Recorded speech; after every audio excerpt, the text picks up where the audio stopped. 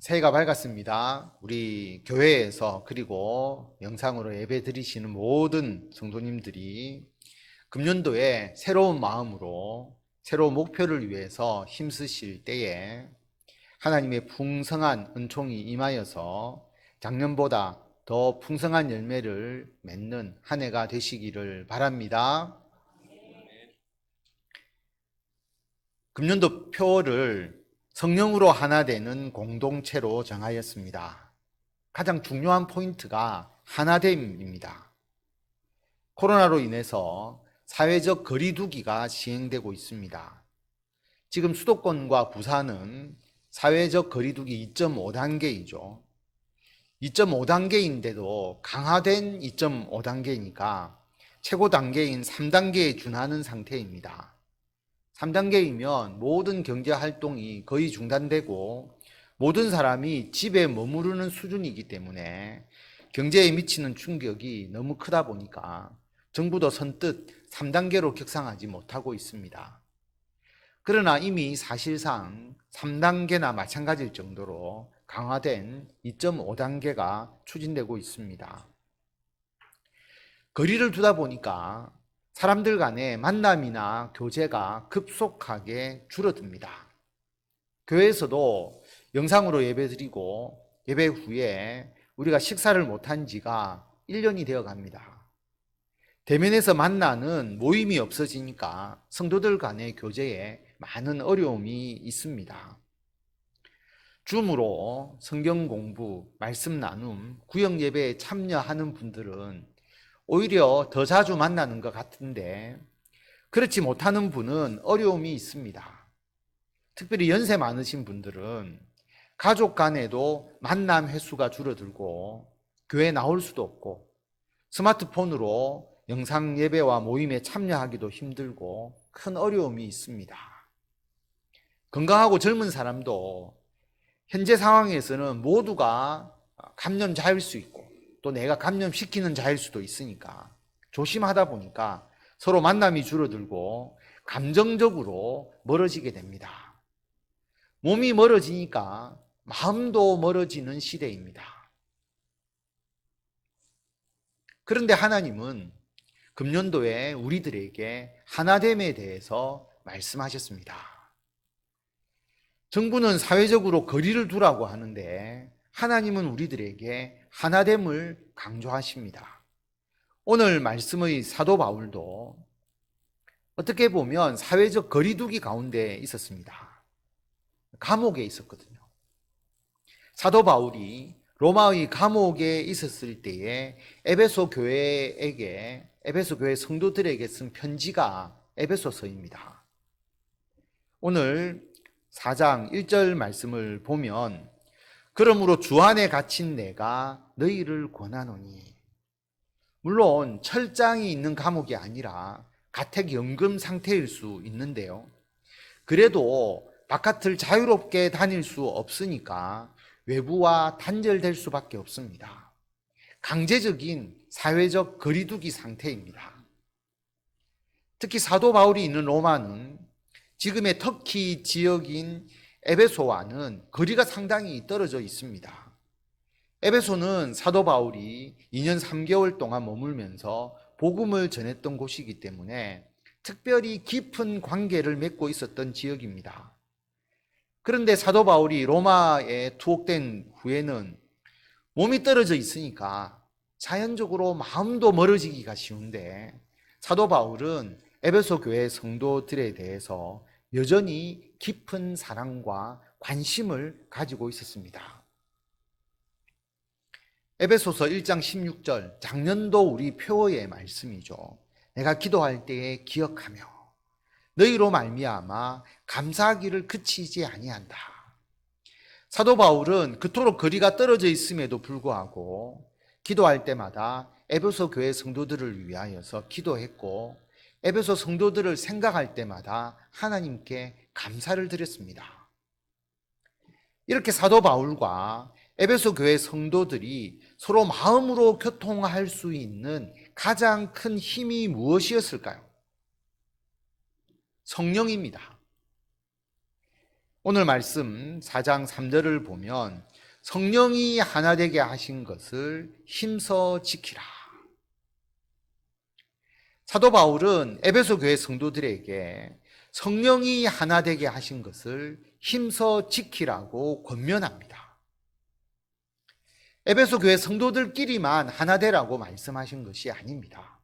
사도 바울을 비롯한 모든 그리스도인들이 성령으로 하나 되라고 하는 말씀입니다. 성령께서 우리를 하나 되게 하십니다. 우리 성도님들은 성령에 대해서 잘 알고 계시지만 신앙생활을 처음 하시는 분들을 위해서 성령에 대해서 잠시 말씀드리겠습니다. 성경에는 성령이라고도 쓰여져 있고 어떤 때는 하나님의 영, 예수님의 영 그렇게도 표현이 됩니다. 성령은 성부 하나님, 성자 예수님과 같은 하나님이십니다. 신이십니다. 그러므로 당연히 창조주이십니다. 창세기 1장에 보면 태초에 하나님이 천지를 창조하시니라. 땅이 혼돈하고 공허하며 흑암이 깊음 위에 있고 하나님의 영은 수면 위에 운행하시니라. 하나님의 영, 성령이 창조의 시간에 나옵니다.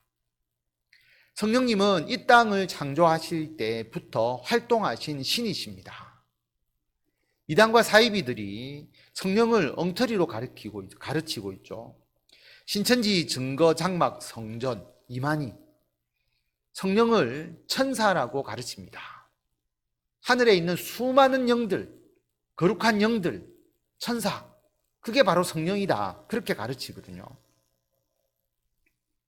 하나님의 교회, 세계 복음 협회, 우리가 잘 아는 장길자, 거기서 성령은 교주 안상홍입니다. 안상홍은 1985년도에 죽었습니다. 여호와의 증인은 성령을 하나님의 활동력, 에너지를 의미하는 것으로 가르칩니다. 여호와의 증인에서 신은 오직 여호와 한 사람뿐이죠. 고린도후서 13장 13절 말씀을 보면 우리가 축도하는 문구가 여기에 나옵니다. 주 예수 그리스도의 은혜와 하나님의 사랑과 성령의 교통하심이 너희 무리와 함께 있을지어다. 신천지에 의하면 성령의 교통하심이 천사의 교통하심이 되어버리죠. 여호와의 증인은 하나님의 사랑과 하나님의 에너지의 교통하심이라는 뜻이 되어버립니다. 하나님의 교회는 안상홍의 교통하심이 되는 거죠.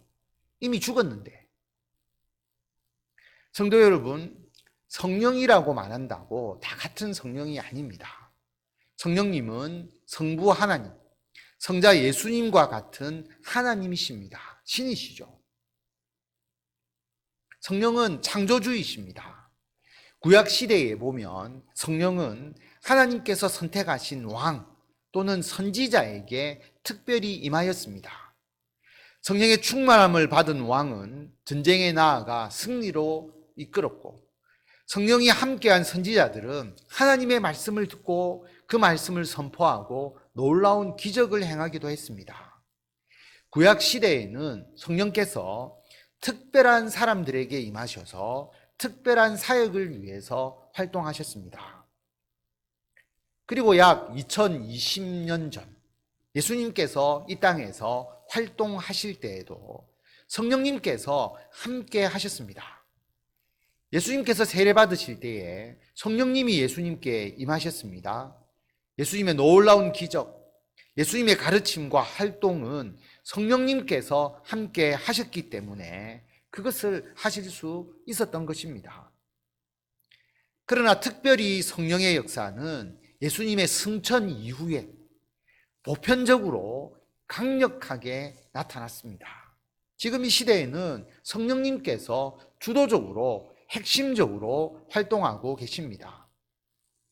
우리는 성령님과 함께 하는 삶을 살고 있습니다. 성령님이 우리와 함께 하는 것을 어떻게 알 수 있습니까? 우리가 여러 번 읽었던 말씀이죠. 다 같이 한 목소리로 읽도록 하겠습니다.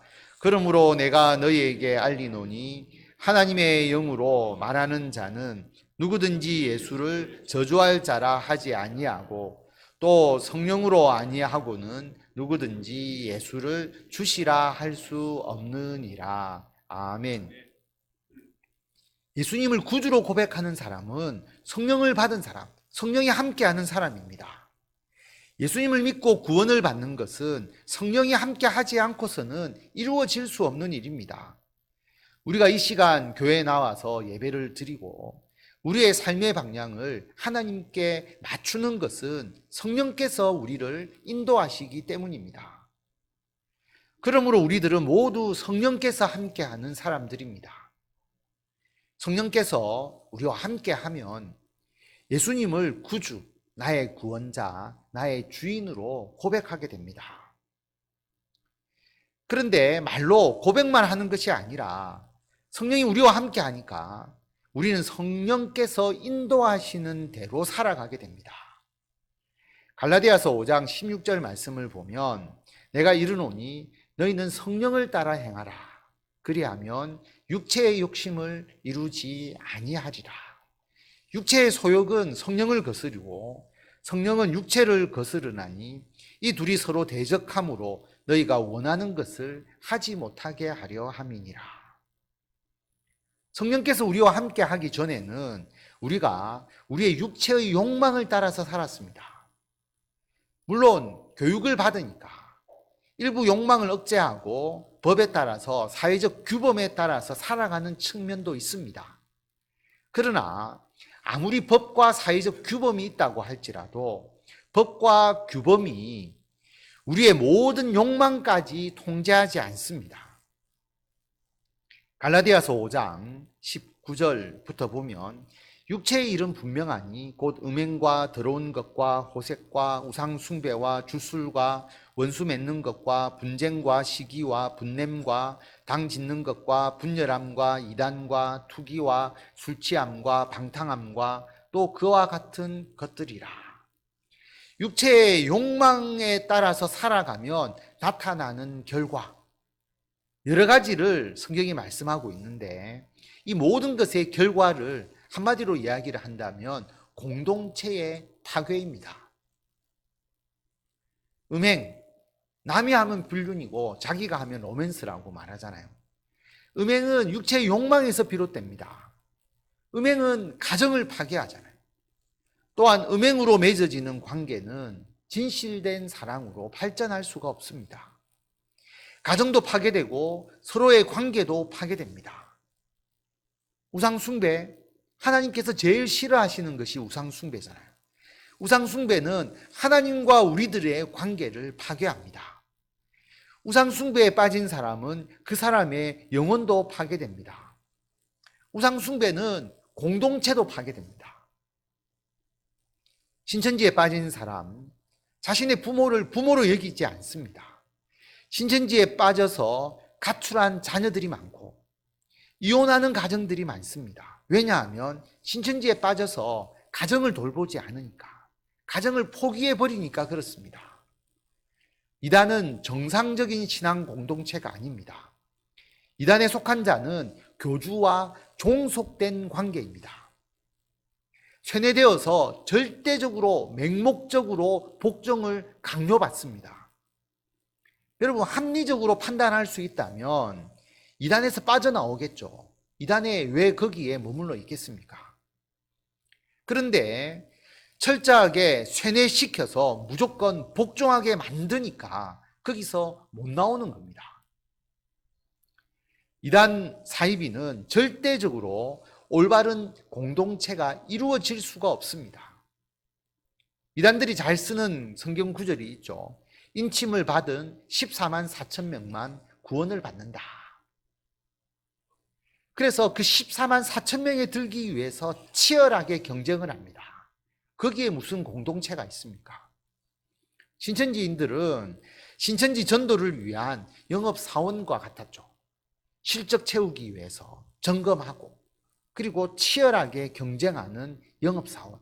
그래서 14만 4천 명 안에 내가 들어서 구원받겠다라고 하는 것입니다. 또한 분쟁, 시기, 당 짓는 것. 우리 사회는 모든 것이 경쟁이죠.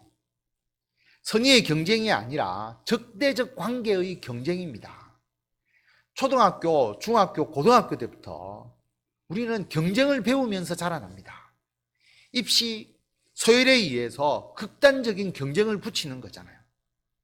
이런 교육 방식이 우리는 너무 당연한 것처럼 그렇게 생각하고 있지만 선진국에서는 많은 문제가 있어서 교육에 경쟁 체제를 도입하지 않는 경우가 많습니다. 성적을 순위로만 평가를 하니까 학교가 공동체가 안 되죠. 전쟁터와 같습니다. 대학도 마찬가지입니다. 요즘은 성적이 취업으로 바로 연결이 되고, 그리고 상대평가를 하도록 교육부가 강제를 하다 보니까 아무리 열심히 해도 동기들 간에, 같이 수업받는 학생들 간에 순위로 모든 점수를 매겨버리니까 대학이 치열한 경쟁사회가 되었습니다. 취업도 시험에 의해서 결정되니까 대학이 시험 준비하는 고시원과 같습니다. 학교든 직장이든 사회든 정치이든 모두 자신의 욕망을 우선적으로 채우기 위해서 치열한 경쟁이 있는 전쟁터로 변하고 있습니다. 그래서 음행, 더러운 것, 호색, 우상 숭배, 주술, 원수 맺는 것, 분쟁, 시기, 분냄, 당 짓는 것, 분열함, 이단, 투기, 술 취함, 방탕함, 이런 방향으로 우리 사회는 변화되고 있고 더 변화되어 갈 것입니다. 성경은 이 모든 일이 육체의 소욕, 육체의 욕망을 따른 일이라고 경고하고 있습니다. 그래서 갈라디아서 5장 21절에 보면 전에 너희에게 경계한 것 같이 경계하노니 이런 일을 하는 자들은 하나님의 나라를 유업으로 받지 못할 것이요. 이런 방식으로는 하나님의 나라, 하나님의 공동체를 유업으로 받지 못합니다. 기업으로 받지 못합니다. 하나님 나라의 공동체의 일원이 되지 못합니다. 왜냐하면 공동체에 속하는 인성과 자질을 갖추지 못했기 때문입니다. 이러한 자질을 가지고서는 공동체 생활을 할 수가 없는 것입니다. 하나님의 나라 공동체에 속하는 사람이 가지는 자질은 22절에서 보면 오직 성령의 열매는 사랑과 희락과 화평과 오래 참음과 자비와 양성과 충성과 온유와 절제니 이 같은 것을 금지할 법이 없느니라. 그리스도 예수의 사람들은 육체와 함께 그 정욕과 탐심을 십자가에 못 박았느니라. 성령님이 우리와 함께 하십니다. 그래서 우리는 예수님을 믿고 구원을 받았습니다. 뿐만 아니라 우리는 이제 성령을 따라서 행합니다. 그러면 우리는 공동체를 이루게 됩니다. 어떤 공동체입니까? 우리가 죽은 후에 가는 천국, 예수님께서 재림하셔서 이루어지는 완성된 하나님의 나라, 새하늘과 새 땅, 우리가 그 공동체에 속하게 되죠. 그리고 지금 우리가 이 세상에서 살아갈 때는 하나님의 나라가 이 땅에서 시작된 곳, 바로 교회에 속합니다. 성령을 따라서 행하면 영원한 하나님의 나라의 공동체의 시작, 표상, 영어로 말하면 심볼, 그러한 교회 공동체에 우리가 속하고 우리가 그 교회 공동체를 이루어가는 겁니다. 성령님께서는 우리가 이 교회 공동체를 이루게 하기 위해서 우리에게 사랑과 희락과 화평과 오래 참음과 자비와 양성과 충성과 온유와 절제를 가지도록 하셨습니다. 잘 보시면 모두 공동체 생활에서 필요한 덕목입니다. 우리가 어떻게 이러한 덕목을 가지게 됩니까? 우리의 본성은 사랑도 부족하고 오래 참지도 못하고 절제도 못하고 온유하지도 못한데, 오늘 본문 말씀을 보면 너희가 부르심을 받은 일에 합당하게 행하여 모든 겸손과 온유로 하고 오래 참음으로 사랑 가운데 서로 용납하고 평안에 매는 줄로 성령이 하나 되게 하신 것을 힘써 지키라. 앞에서 우리가 본 갈라디아서 5장 성령의 열매와 같은 인성과 자질을 말하고 있습니다. 어떻게 이런 자질을 갖출 수 있습니까? 부르심을 받은 일, 예수님의 부르심. 우리가 인격 수양을 해서 이렇게 변화되는 것이 아닙니다. 예수님께서 우리를 부르셔서 예수님을 믿게 하셨고 구원을 베풀어 주셨습니다. 우리는 죄 사함, 구원, 영생을 모두 그냥 선물로 받았습니다. 예수님의 십자가의 대속을 믿는 자에게 은혜로 선물로 주시는 구원을 공짜로 아무런 대가 없이 받았습니다. 내가 잘해서, 내가 잘나서, 똑똑해서 구원받은 것이 아니죠. 공짜로 그냥 선물로 받았습니다. 그러니까 겸손하게 됩니다. 육식동물은 서로가 잡혀 먹거나 잡아 먹거나 둘 중에 하나잖아요. 그러니까 사납습니다. 초식동물은 같이 풀을 뜯어 먹잖아요. 그러니까 온순합니다. 우리가 구원을 힘으로 싸워서 쟁취한 것이 아니죠. 그냥 은혜로 은총으로 우리들에게 주신 겁니다. 그러므로 우리들의 마음은 온유합니다. 구원을 주셨지만 우리는 죽어야 하나님의 나라에 가지 않습니까? 구원은 받았는데 지금 여전히 세상 속에서 살아가고 있으니까 우리에게는 고통과 아픔과 질병과 경쟁과 핍박 속에 있습니다. 그러나 영원한 하나님의 나라의 시민권을 우리가 이미 가진 것을 믿으니까 우리는 오래 참을 수가 있습니다. 성도 여러분, 사랑을 받아본 사람이 사랑을 하거든요. 사랑을 받아본 적이 없으면 어떻게 사랑해야 할지를 모릅니다. 예수님을 믿게 되니까 예수님께서 나를 사랑하셨음을 알고 느끼게 됩니다.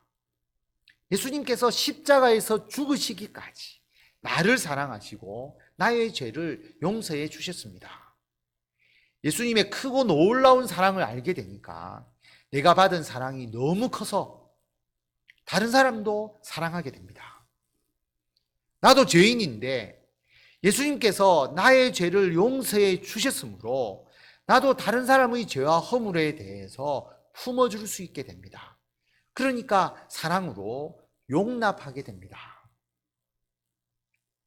우리는 이미 영원한 생명을 약속받았고 이 땅에서 살아가면서 성령님께서 함께 하셔서 하나님의 은총을 받도록 해주셨습니다. 성령께서 인도하셔서 푸른 초장, 쉴만한 물가로 우리를 인도하십니다. 하나님의 사명을 행할 때에 핍박과 고통도 있지만 충분히 이길 수 있도록 힘과 능력을 주십니다. 그러므로 우리들의 심령은 평안합니다. 그렇기 때문에 우리 모두는 성령으로 하나 되는 교회의 공동체를 이룰 수가 있습니다. 그 교회 공동체의 구성원으로서 함께합니다. 성도 여러분, 우리가 교회 공동체의 일원이 되는 것이 얼마나 소중하고 중요한 것인지 모릅니다. 교회는 노아 홍수 때의 방주와도 같습니다. 홍수로 인해서 모든 것이 물에 잠기고 생물들이 죽었습니다. 코로 호흡하는 모든 것이 죽었죠. 그런데 노아의 방주 안에 있는 노아의 가족과 생물들은 살았습니다. 교회가 바로 노아의 방주, 구원의 방주입니다. 교회는 하나님께서 이름을 두신 곳이죠. 우리 집에 문패가 있듯이 마치 교회에 문패가 있다면 하나님이 거기에 이름을 두신 곳, 하나님의 소유다라고 하는 것입니다. 하나님께서 이 교회 건물 안에만 있는 것이 아니지만 하나님은 교회를 가장 우선적으로 보시고 거기에 하나님의 이름을 두시고 하나님의 눈을 보고 계신 곳이 바로 교회입니다. 교회의 머리는 예수 그리스도이시죠. 그리고 교회는 성령께서 마치 줄로 우리를 메어 놓듯이 예수님과 우리들을, 그리고 우리들과 우리들을 지체로서 단단하게 연결시키고 계십니다. 그러므로 교회 안에는 삼위일체 되신 하나님께서 역사하십니다. 그러므로 교회는 우리의 반석이고 요새이고 바위이고 방패고 산성이 됩니다. 이 교회 공동체를 통해서 우리는 세상의 거센 풍파 속에서도 평안을 누립니다. 교회 공동체를 통해서 우리가 함께 힘을 합하여서 하나님께서 주신 사명을 행할 수 있습니다. 금년에 특별히 성령의 인도함에 따라서 사랑과 희락과 화평과 오래 참음과 자비와 양성과 충성과 온유와 절제의 덕목을 갖추시고 교회를 하나님의 나라의 공동체로 더욱더 풍성하게 하는데 모두가 함께 해주시고 교회를 통해서 하나님께 주시는 놀라운 평강과 하나님의 은총을 받아 누리시는 성도 여러분이 되시기를 바랍니다.